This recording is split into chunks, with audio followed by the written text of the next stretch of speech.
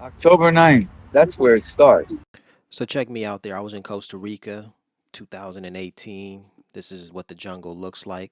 I think it's called La Selva or the La Jungla. There's some spiders. Insects were everywhere. So I was just notating it, documenting it wherever I went. There's a frog or a toad or something like that.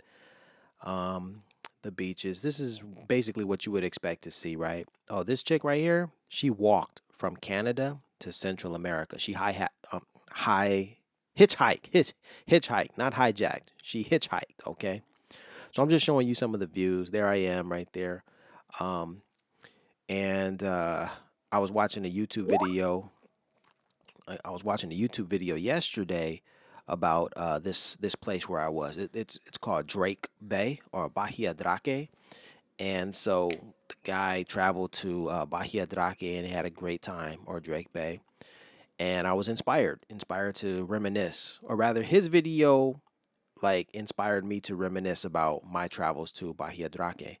Now, what's interesting and unique is like I don't know, he had a few days there at Drake Bay.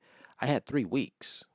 I spent 3 weeks there, so it was a monumental experience for me. I found this little work study, not work study, but this work live program. This guy named Emilio has a what is it? A night tour, an eco farm, a hotel. He's got all these things going on there, and so he just needs people to help him, run the place. And in our case, our job was to clear the paths for the night tours. So this frog or this toad here, during the night tour, as you're walking along the path, you can shine your flashlight in certain places and see, these animals, these amphibians, these insects, and what have you. And the paths should be cleared, so that they're safe for the tourists or what have you. So we lived on this. We lived in the farm, and you'll see the farm in a second. I was showing you at this picture a cockroach. See that little brown thing? That's a huge cockroach. We caught it inside the little thing, and we didn't think anything of it at the time because it was just crawling around very slowly. But that cockroach can fly. That was scary, right? It was up on, like after we caught it, then we discovered that it had, I guess, escaped, and it was up on the ceiling, and then it dropped. And as it dropped, its wings spread and it started fluttering down. And it was like, oh my gosh, those things can fly. That was bizarre, right? Those are some ants. Um, so yeah, like you can see everything there. But anyway, back to the story. Um, yeah, Emilio's farm and everything. He just needed some people to help clean the paths for the tours, and that was our job. So he said the arrangement was 4 hours a day. You clear the paths, or you work for him, right? And then you can live there for free. You don't have to pay. You can figure out how to eat. He left some bread, some pasta, and other things, oil, but the bare necessities, right? Or the bare minimum, rather, the bare minimum. And then, yeah, then you just may do, you know.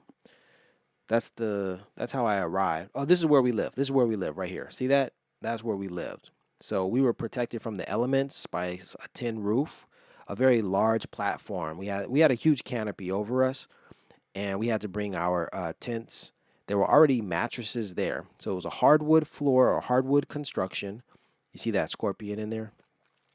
It was a hardwood construction with a mattress on top. Then you take your you those are the ants. Then you take your tent, lay the tent over the mattress, so at least you have some comfort. It's soft to lay on, and you sleep inside your tent atop the mattress. And we made it work, and that's what it was. I ate this. I would go to the local restaurant, and I would always eat that because making the food on the side was like it was ridiculous. Making our own little food. There's that cockroach again. Yeah, making our own food. It was either pasta, like spaghetti pasta. There's a caterpillar that was inside of our shower, a tarantula outside.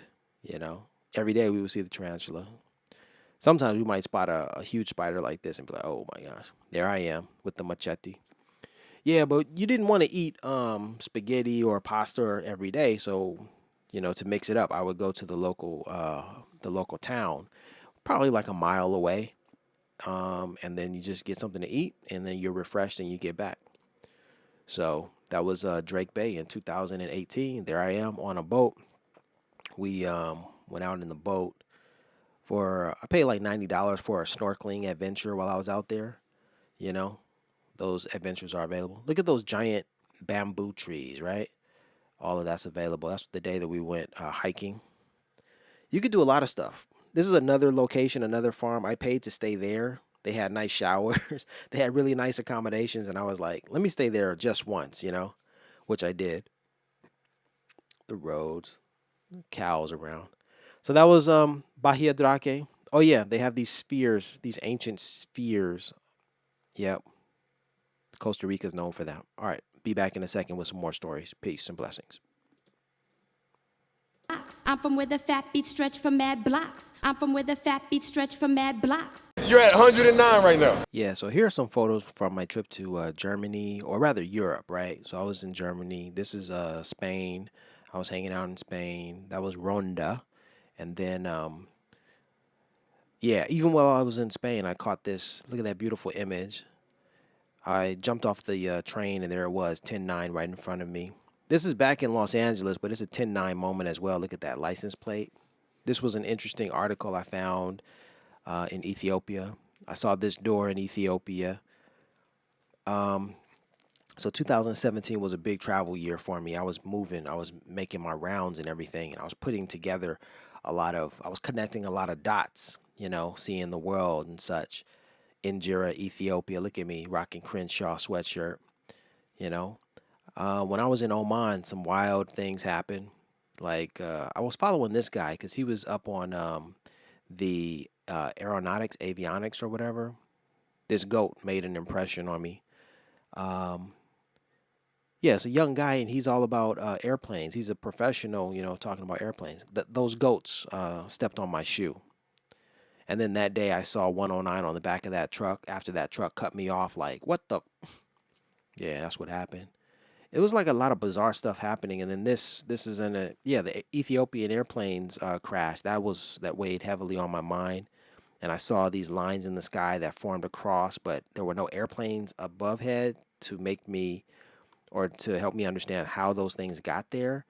And it was a 1 week. It was 7 days after we lost Nipsey, and I kept seeing 109, and it was just bizarre how all of these things coalesced. Those lines in the sky, Nipsey's murder, and Ethiopia. And I made a timeline because all of these things seem to happen 7 days after each other. That's my story. Say, look at this. I've been cleaning out my nest, and I found an old book. What have we here? You're at 109 right now.